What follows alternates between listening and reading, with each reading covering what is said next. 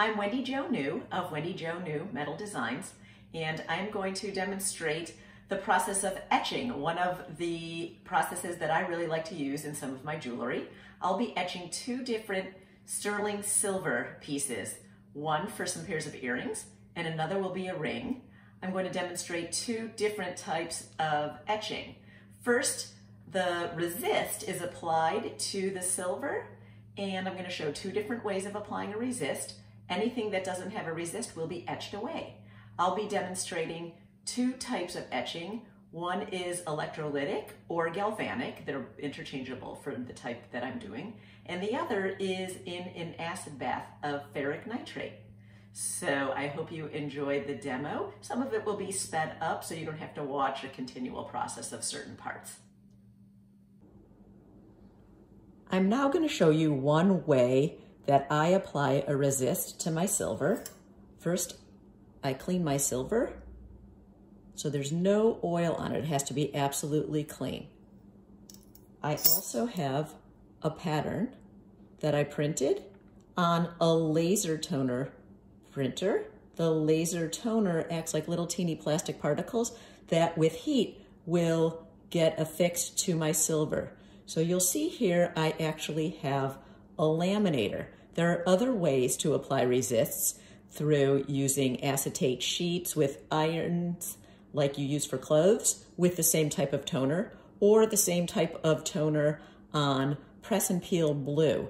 This process I have found to be a sure way that it always works, and it's actually less expensive. I have to use a glossy type copy paper, but it works. So I'm going to show you. I have to run this through, it's on the highest setting, 7 to 10 times for it to get affixed. So what I do, I'll take it, put it face down on the silver. If this were writing or something that I needed to have read a certain way, the image has to be reversed so that when it's placed down, it will then read the proper way. This is just a graphic. So it doesn't make much difference, but I did flip it because I like this direction, the way it will show. So here I go. I start in the middle and work at different heat points because the silver does cool it off each time I set it through.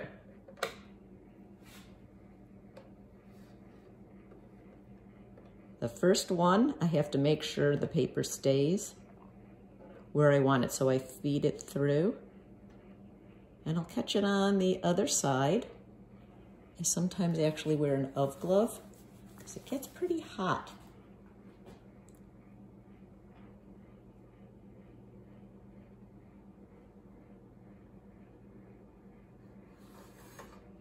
One.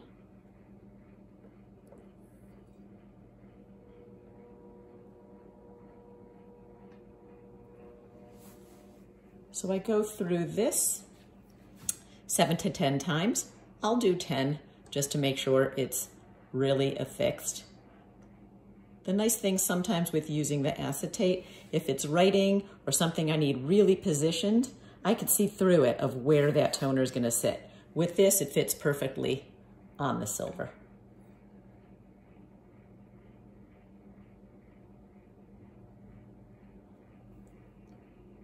This is the same process I use if I'm applying a transfer on brass or copper or new gold, which is a type of jeweler's brass, looks like gold.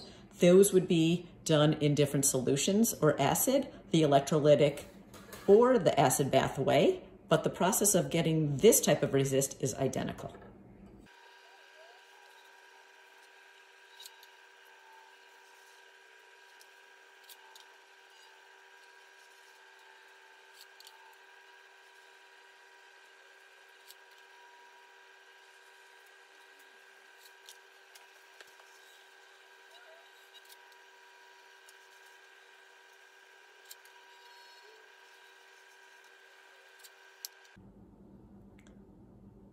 Now that the transfer is applied and it's stuck to the silver, I need to get it off the silver. So what I do is just plunk it down in water and let it soak for a while, and that will lift off, which you'll see soon enough.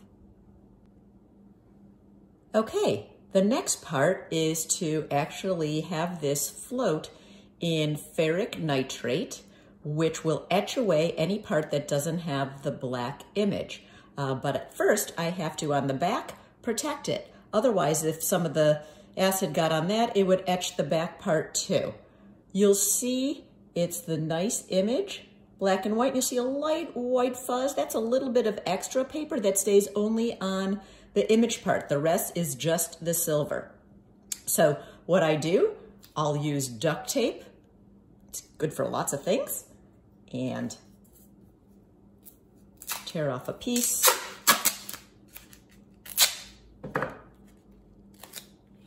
Notice I'm holding things by the edge. I don't want any of my finger oils to get on there. And then I'll cut off the excess using an X-Acto knife on the edges.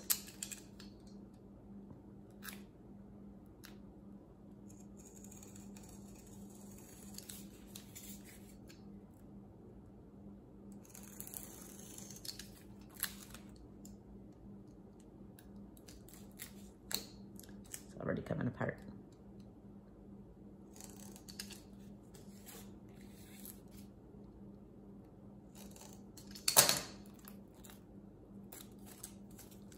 So here it is. The back, though, is coated.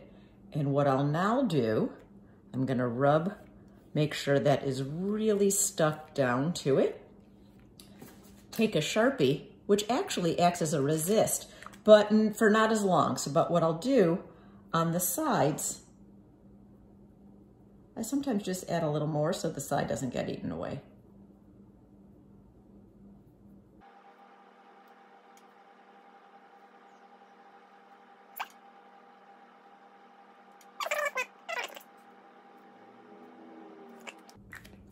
Then, with a hot glue gun, apply some glue to the back pretty quickly. I don't want this to start hardening. And take styrofoam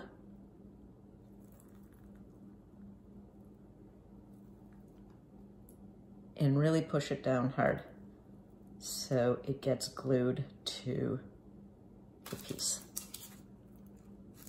But I want to make sure there are no strands of the glue coming down, and there are not. So I'm gonna set this aside and bring my little bath of ferric nitrate, just in a small container. And you'll see I'm gonna very gently set this in, and it's floating. That will be in there for about 30 to 45 minutes, and I'll check, and that should probably give it a decent etch. I'm gonna move it just a little bit towards the center. You'll see it's floating. And you'll see the etch piece when it's done. Now that it's out of the etching bath, I poured it into water with some baking soda, which helps to neutralize the acid. Once that's soaked for a bit, I'm going to peel everything off, and I'll be back to show you. After taking it out of the neutralizing bath, I peeled off the masking tape and the styrofoam, scrubbed it up with this brass brush, and you can now see a perfectly etched piece of silver. I will cut these squares and form them and make them into earrings.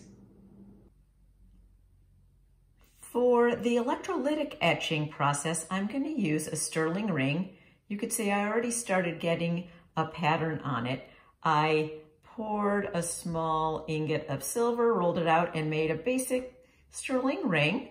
And I use an oil-based paint pen and just draw an organic design on it. I'm going to finish that up. I will also then completely coat the inside. I'm going to use nail polish though. It'll cover up the entire interior so that doesn't get etched away, but I'll have a small wire attached to the inside and it'll suspend into the etching bath that I'll use with the new process, which you'll see soon enough. So I'm gonna finish drawing the remainder of the ring, and the red that you see is the pen. That's the resist. So everything that's silver, just like the other example that I did, will be etched away somewhat. Okay, now the ring is fully coated in a design. You'll see the inside is protected. I use nail polish, and you'll see a wire is attached so the ring can be suspended. Now what I have here is a battery charger that doesn't have an auto shut off. I have a solution of cupric nitrate. That's what the ring is going to be suspended in. I also have a piece of copper that I will be putting into here. I'm going to attach the negative lead cathode to that piece of copper. I then have a piece of brass tubing. It could be any metal that acts as a conductor. And what I'm going to do is hang the ring. It's going to suspend from the rod. When the anode, the positive lead, is attached and I plug in the battery, a charge is going to run through this rod, through the copper, and into, well, through the ring. Anything that doesn't have the red will be etched. So what I'm going to do, I'm attaching the positive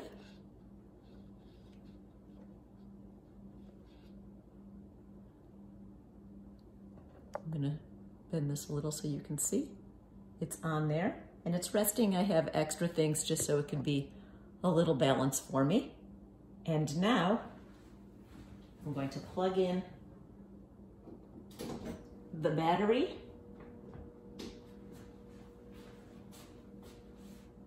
You can see, I'll move this back. There's a needle on here and there's a charge going through. I'm going to move this a little closer to the piece of copper, and you can see that the needle is going up. The charge is a little more.